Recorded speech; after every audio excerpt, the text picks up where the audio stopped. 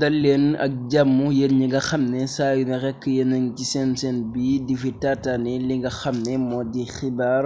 dañu koy dooreek mbir mu doy waar mi nga xam ne xew na niki tey ji naqar ak tiis daldi nay dal ci ñi nga xam ne ñooy club bi di Liverpool gannaaw seenu mbokk moo xam ne moo fa wàññikoo niki démb ci guddi gi ay boori minuit ñu ngi koy woowee Diogo Jota moom nag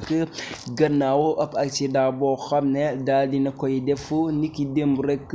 ci minuit ay waxtu minuit yooyu accident ba mu def nag oto ba daal di takk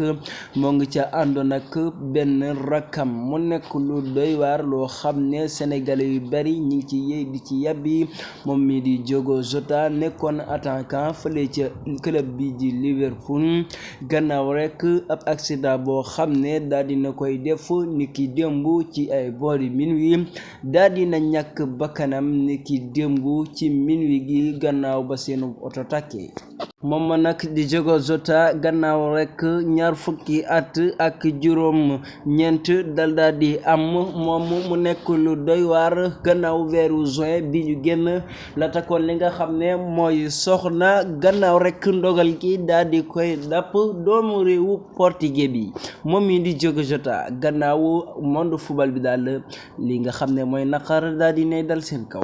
jeexalee rek ci ki nga xam ne mooy Yoro 2 gannaaw rek ab feebar bu metti rek daal dina koy dal gannaaw rek ma ngay sàkku ndimbal ci Sénégal yi rek ngir rek ñi daal di koy dimbali ndax na mu nekkee metti na loolu ma nga feebar ba tëdd hôpital fi mu toll nii mënalul boppam dara ay mbokkam daal dinañuy jaaxle ci jëmmam ji ba tax na muy sàkku ndimbal mu bañ Sénégalais yi bañ koo seetaan bala mbir may ëppi loxo mi ngi ñaan ci mboolem sénégalais yi koo xam ne yàlla jox na ko ndimbal mu daal di dimbali ki nga xam ne mooy Yoro 2 moomu nekk ab artiste comédien yàgg naa bégal li nga xam ne mooy sénégalais yi ba tax na ma ngay sakku ndimbal ma nga tëdd ca lalu hôpital gannaaw na mu nekkee metti na lool